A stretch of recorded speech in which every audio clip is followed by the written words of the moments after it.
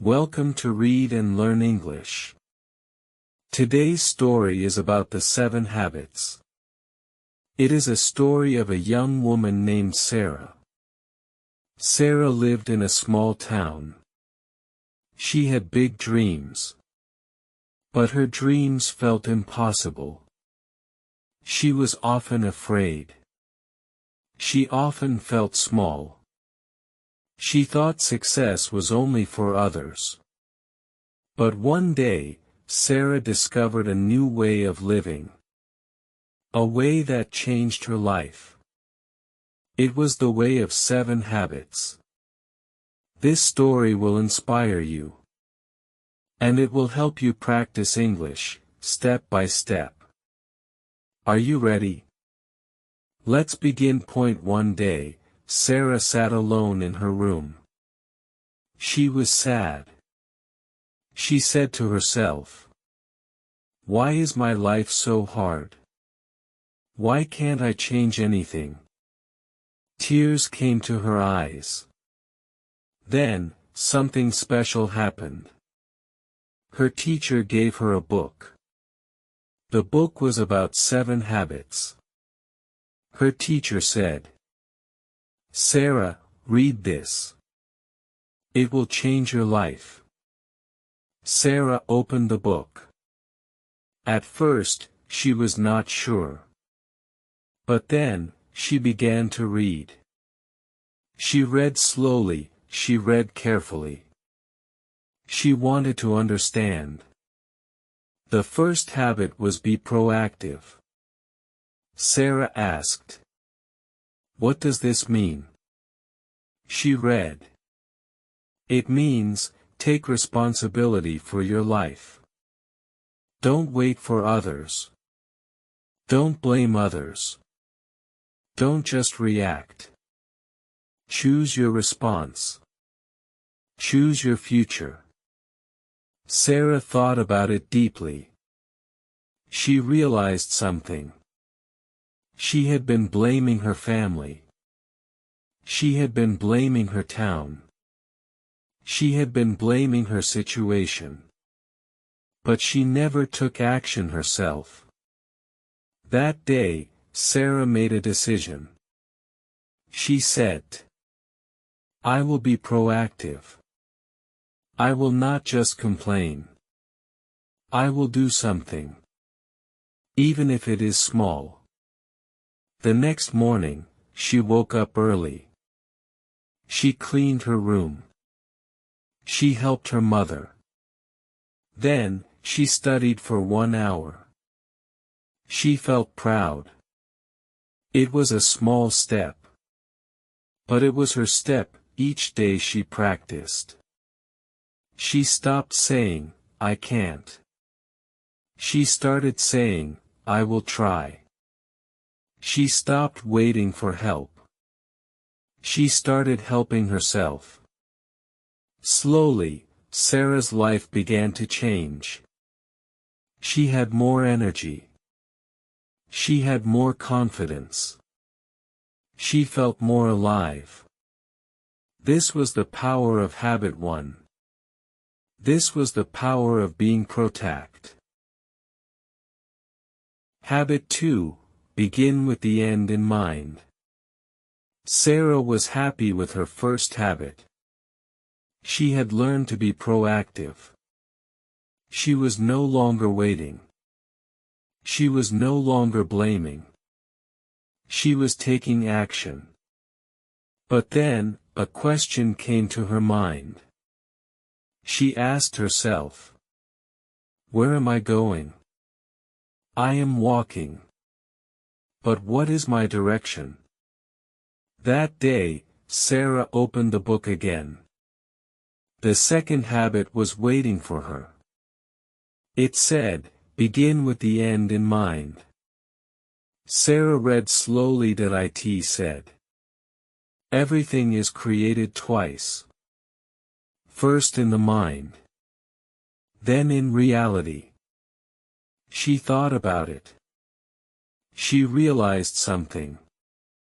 She had no clear dream. She only had wishes. She wished to be happy.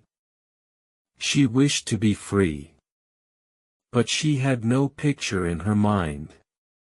The book said, "Imagine your life. Imagine the person you want to be. Imagine the future you want to live." Sarah closed her eyes. She imagined.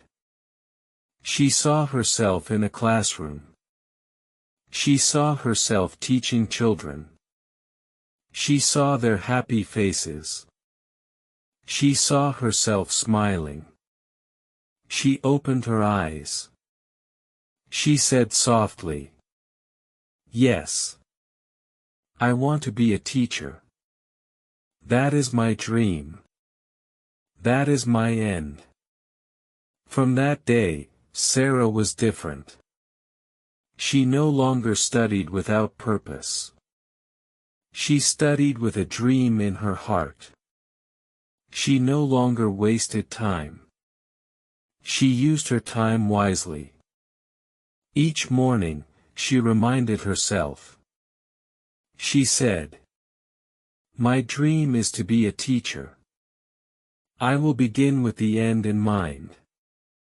Every step I take will move me toward that dream." When she was tired, she remembered the children's faces. When she was lazy, she remembered her dream classroom. When she felt afraid, she remembered her vision. Slowly, her dream became stronger. Slowly, her heart became braver. This was the power of habit 2. This was the power of beginning with the end in mind. Habit 3, put first things first. Sarah was now proactive. She had taken responsibility. She had stopped blaming. She was moving forward. She also had a dream. She wanted to be a teacher. She had a picture of her future.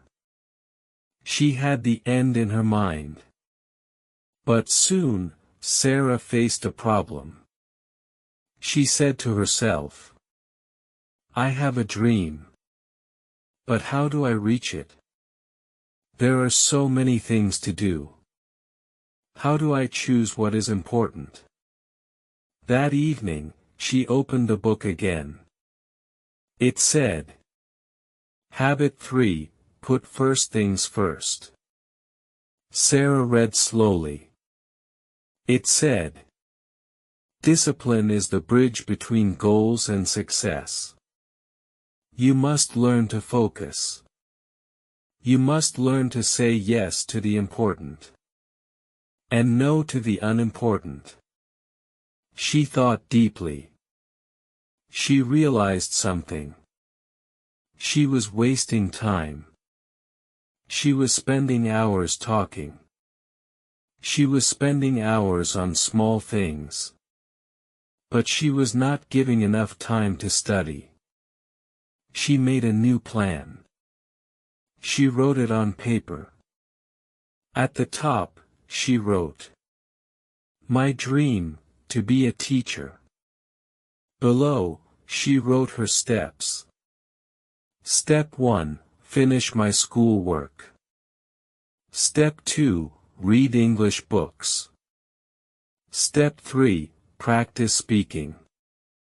Step 4, help children when I can. She also wrote her daily routine. Wake up early. Study for 2 hours. Help at home. Then do homework. Then rest. Then read again.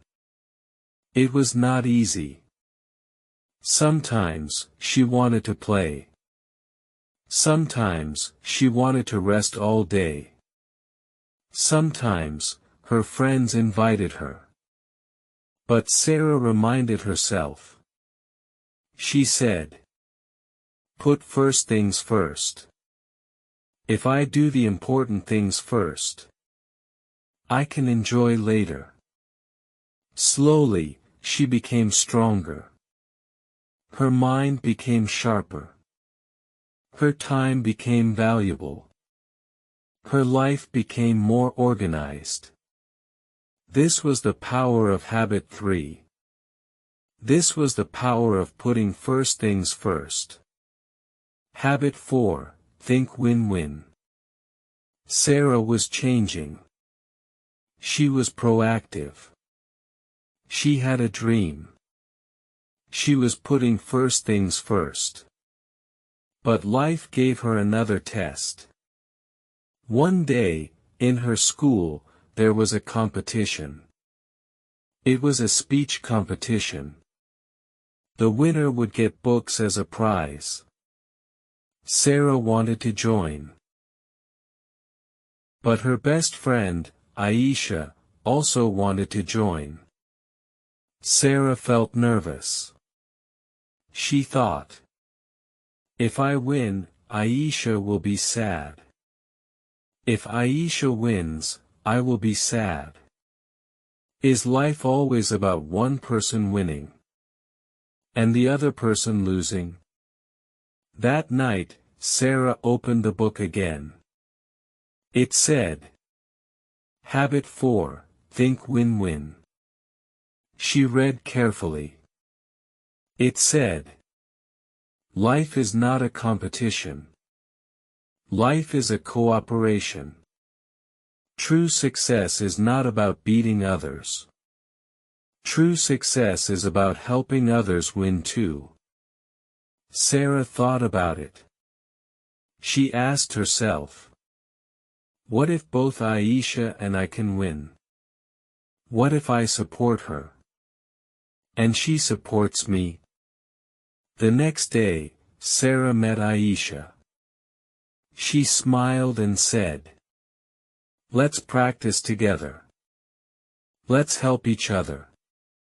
Aisha was surprised. She said, really? You want to help me? Even though we are competitors? Sarah nodded, yes. Because your success is not my failure. And my success is not your failure. If we both do well, we both win. So, the two friends practiced together. They shared ideas. They corrected each other's mistakes. They encouraged each other. Finally, the day of the competition came. Both Sarah and Aisha spoke with confidence. Both gave their best. In the end, Sarah came second. Aisha came first. But both were smiling. Because Sarah also received books as a runner-up prize, and more than that.